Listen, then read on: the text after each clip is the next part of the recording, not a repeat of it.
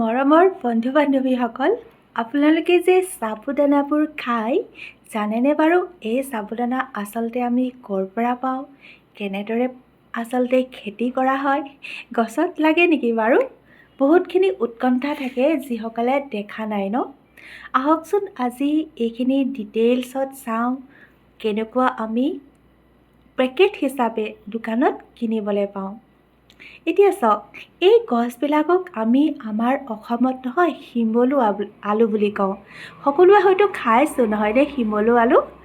এতিয়া আমি যিটো শিমলু আলু ঘৰত খাওঁ নহয়, টুকুৰা টুকুৰ কৰোঁ, পানীত সিজাওঁ, অকণমান নিমখ দি ওপৰৰ টান বাকলিটো গুচাওঁ আৰু এনেদৰেই সুধাকৈ খাওঁ নহয়নে, যিটো বহুখিনি পুষ্টিৰে ভৰপূৰ।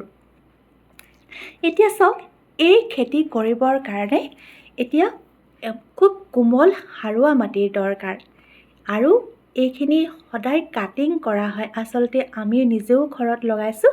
ইয়াৰ ডালবিলাক টুকুৰা টুকুৰ কৰি গুজি দিলেই আকৌ হৈ যায়। মাটিখিনি গুৰিত ভালকৈ চপাই পেলাই আমি এনেকুৱা ধৰণৰ কৰি থাকোঁ নহয়নে ঘৰত সৰু সুৰাকৈ। এতিয়া যিবিলাক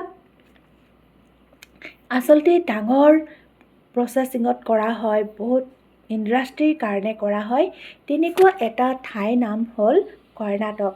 কৰ্ণাটকত এনেদৰে প্ৰচুৰ পৰিমাণে খেতি কৰা হয়। এতিয়া চাওক, এই খেতিবোৰ কৰিবৰ কাৰণে বহুত যেতিয়া ঠাইত কৰে নহয়, তেতিয়া কি হয় যে মানুহৰ ঠাইত মেচিনো ব্যৱহাৰ কৰে। কিন্তু যেতিয়া অলপ কমকৈ কৰা হয় তেতিয়া মানুহো কৰে। এতিয়া এই খেতিখিনি 8 মাহৰ পিছত কমপ্লিট হৈ যায়। লৰালৰি ট্ৰাকেৰে ফেক্টৰীলৈ লৈ অনা হয়। কনভেয়াৰ বেল্টৰ যোগেদি এইখিনি য'ত পানীৰে ধুব পাৰি তালৈ নিয়া হয়। নিয়াৰ পিছত এইখিনি ভালকৈ ৱাছ কৰে, তাৰপিছত 1/2 ইঞ্চকৈ কাটিং কৰা হয়।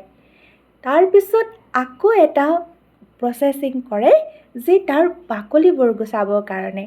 বাকলিখিনিও ভালকৈ গুচোৱাৰ পিছত এইখিনি আকৌ এটা গ্ৰাইণ্ডাৰ মেচিনৰ ওচৰলৈ লৈ যোৱা হয়, মেচিনৰ সহায়তে। তাৰপিছত এইখিনি ভালকৈ পিছাৰ পিছত আমাৰ কি হৈ যায়, লিকুইড ফৰ্ম পোৱা যায়, য'ত গাখীৰৰ নিচিনা হৈ যায়। যিখিনি ধৰিবই নোৱাৰিব যে এইখিনি অৰিজিনেল গাখীৰেই নেকি। এতিয়া এই গাখীৰখিনি আকৌ শুকুৱাই লোৱা হয়, পাউডাৰ ফৰ্মলৈ লিয়া হয় মেচিনৰ সহায়তে।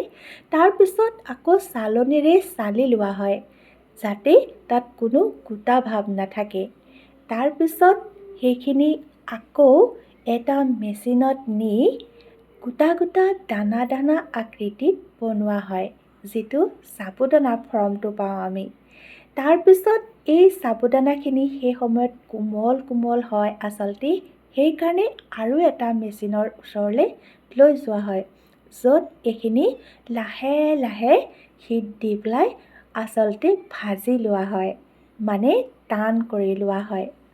তাৰ পিছৰ ষ্টেপত নি পেলাই কি কৰা হয়, মেচিনৰ সহায়তে পেকেটিং কৰা হয়, য'ত আমি সাবুদানা পেকেট হিচাপে পাওঁ।